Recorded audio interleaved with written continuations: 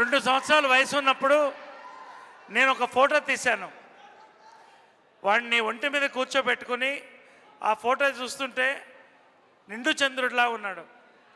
ఆ రోజు తండ్రిగా నాకు అనిపించింది, వీడు ఎప్పుడన్నా హీరో అయితే బాగుండని. అనుకోకుండా ఎడిటర్ అయ్యాడు. సరే, మంచి టెక్నీషియన్గా పేరు తెచ్చుకున్నాడు. సడన్గా వచ్చి నేను యాక్ట్ అవుదాం అనుకున్నప్పుడు ఒక క్షణం భయపడ్డాను. నిజంగా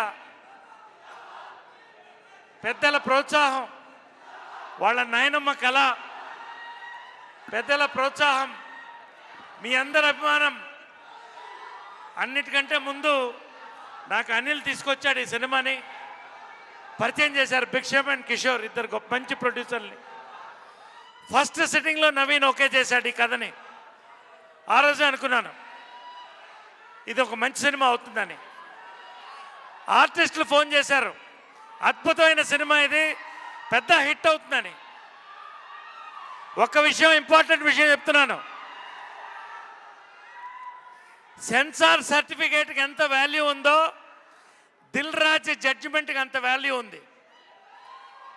దిల్ రాజు సినిమా చూసి ఎలా ఉందంటే, సినిమా చాలా బాగుంది, లాస్ట్ 30 minutes ఎక్స్ట్రాడినరీగా ఉందని చెప్పడం అనేది పెద్ద ప్లస్ అని నేను అనుకుంటున్నాను.